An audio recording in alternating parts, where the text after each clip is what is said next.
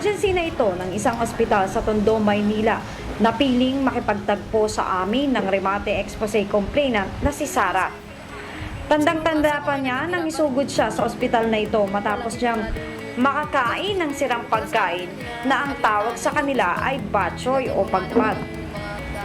Yung batchoy na tinatawag nila, ay galing ho yung mga tira-tira yun sa kinukuha nilang mga sura. Siyempre halo-halo na yun. Pinagtira-tira ng mga customer na hindi natapos ang kain. Yung iba may mga laman pang, iba buto na, totaling buto na. Kasi bukod sa bukod sa marami, mura. Ayun, tapos pag nagtitipid ka, lalo pag sa inuman, ayun, mo, daw yung pulutan, tipid nga naman. So marami na, mura. Dahil sa pag-aakalang maliban sa mura ang kanyang binibiling pagpag o batchoy, ay ligtas din itong kainin. Sa halagang 30 pesos, dito na daw nagsimulang mag-alboroto ang kanyang tiyan matapos niya itong kainin. Pag bili ng ulam, siyempre niluto ko na. Pagkaluto ko, hindi pala gaano naluto ko yun kasi madalian na gutom. Madali ang kain, hindi ko na naluto. May amoy-amoy pa. Pagkakain ko ng mga pananghalian, na yun, naramdaman ko, sumakit na yung tiyan ko. Tapos, parang gusto ko nang sumukan. Ay, nakatipid ka nga. Sa pang-ulam, napamahal ka naman sa pampagamot. At dahil nga seryoso ang sumbong na ito ni Sara, at nais niyang sagipin ng ilan pa niyang mga kapitbahay mula sa pagkain ng tinatawag na batchoy o pagpag, dito na nagpasya ang Remate Expose Surveillance Team na pasukin ang sinasabing bentahan ng pagkain pagpag. Sa kahabaan ng Road 10, Gagalangin Tondo, ay dinatnan namin ang aming target area na nakatambay ang isang truck ng basura. Ayan. Bulong ng Remate Expose complainant, ito na daw ang truck na ginagawang panghakot ng mga pagkain pagpag mula sa mga fast food chain. Kaya naman nang makumpirma ng grupo na positibong may mabibiling pagpag ng gabing iyon, dito na namin pinalarga ang aming undercover agent para mag-test buy ng ibinibentang maduming pagkain. Sa pagpasok sa masikip at madilim na lugar na ito ay natumbok ng aming spy camera ang bahay na ito. Kuya, meron na. May batchoy na. May karaan na. Magkano ba?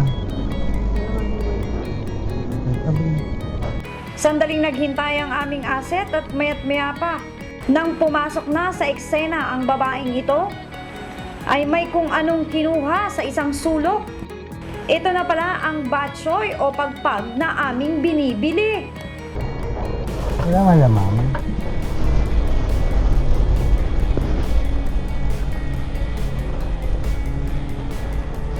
Ayan.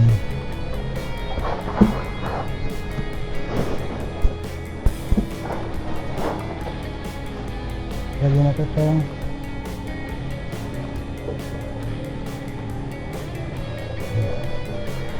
Bro, saan yan? Magkano?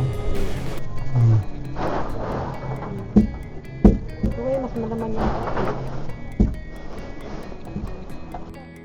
Agad na lumabas ang Remate Expose asset mula sa bentahan ng pagpag na iyon at nang aming buksan ng supot ng batchoy na aming nabili, dito na tumambad sa amin ang nabubulok at nakakasulasok na amoy ng mga tira-tirang manok na ito. Sa makailang ulit na pagbili ng grupo sa bahay na iyon ng pagpag o batchoy, parehong putahe ang aming nakukuha. Ang nabubulok na karne hango sa basurahang ng ilang mga fast food chain sa Metro Manila.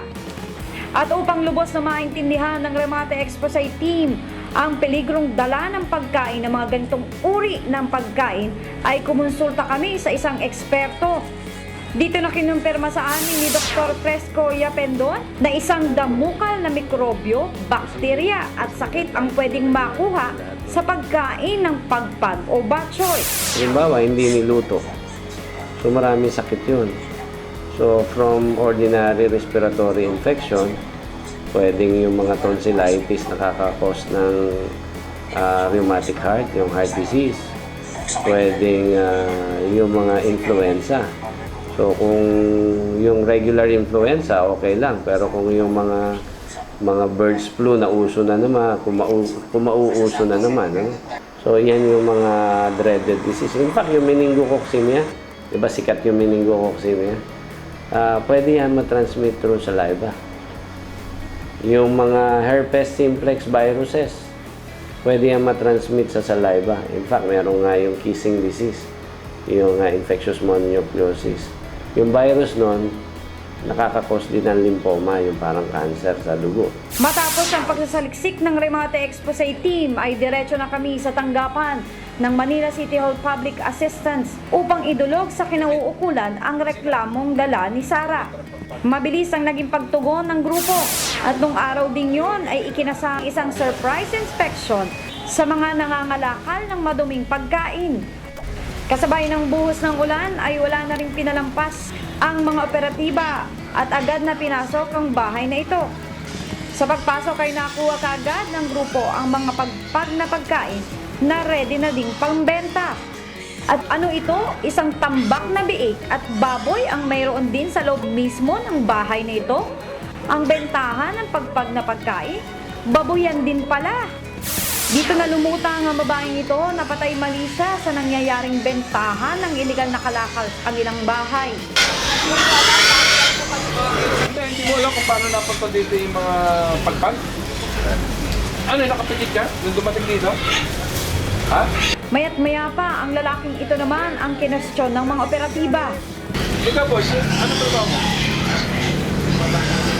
Nababoy? Sino nagdadala dito ng mga pagpag? Di mga ha? Hindi mo rin alam nangyari. Ang babaeng ito naman, na nakilalang si Ginang Mary Valencia, ang umaako namang may-ari ng nasabing imbakan at bentahan ng pagkaing bulok at babuyan sa lugar na iyon. Nang mga sandaling yun, dumating na din ang kapitana ng Barangay Road 10 sa Gagalangin, Tondo, na ikinagulat din ang pagkakaroon ng babuyan sa kanyang balwake. Ma'am, hindi ko po alam. Basta alam ko lang po, namimili sila ng mga ano. Wala po ako alam guys, ito. Kung alam ko po ito, pinaalis ko po yan. Ayaw ko po. Kasi silang naman dito sa lugar ko eh. Sila lang naman na mayroon eh. Ang alam ko lang po, ito lang namimili sila ng basura. Yan lang po ang aking alam. Hindi kailangan na po alisin yan. Sa uli sa tanggapan na ng Manila at Sapa, naming ipinapanood ang surveillance video sa may-ari at sa mga tauhan nito ang nantarang bentahan ng pagpag sa kanyang bahay. Depensa nitong si Aling Mary, pagkaing baboy lang daw ang kanilang kinakalakal at hindi daw nila ito ibinebenta sa mga residente ng Road 10. Tingnan nyo nga ho, yung mga nandyan ho, tingnan nyo, may mga ketchup pa. Ay, katatuhan lang natuhan lang po yun ng apo ko. Natuhan lang kayo ng apo ko. Natuhan lang muna ako pag nag-aala sila, pinukusingaan nila. Hindi nyo ba alam na marami kong pwede magkasakit sa pagbibili po nun? Pero pagkain ng baboy, kakainin po ng tao. Paano kung sa baboy lang yun? Ako naman, sa baboy ko lang naman naman.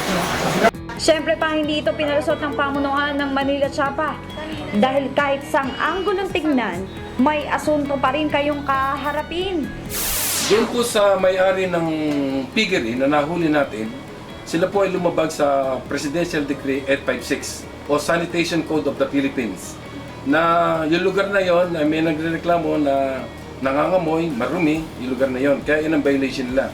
Doon po sa nagbebenta ng pagpag, ang violation din po nila ay lumabag din po sila sa Presidential Decree 856 o Selling of Food Unfit to Human Consumption. Samantala upang lubos na maintindihan ng Remate Expose Team kung bakit nasasadlak ang mga mahihirap na Pinoy tulad ni Sara sa pagkain ng pagpag o bulok na pagkain, ay nagtanong kami sa isang sociologist. The root cause is simply poverty. Pero sa aking pag-aaral, sa aming pag-aaral, kung aanalisahin natin ang poverty ay pinili. It is a choice. Bakit ko sinabing choice? Binigyan tayo ng ating Panginoon. Binigyan tayo ng mga qualities at saka mga senses natin. Binigyan tayo ng kamay, ng paa, ng pag-iisip para mag-isip ng ayos, para kumilos ng tama. Pero naaayon lamang sa kaya natin. Kasi pwede ka namang mamili ng mabuhay ng maayos. Kikilos ka lang, kakayod ka lang. Kasi ang nagbubunsod minsan sa atin ay yung katamaran.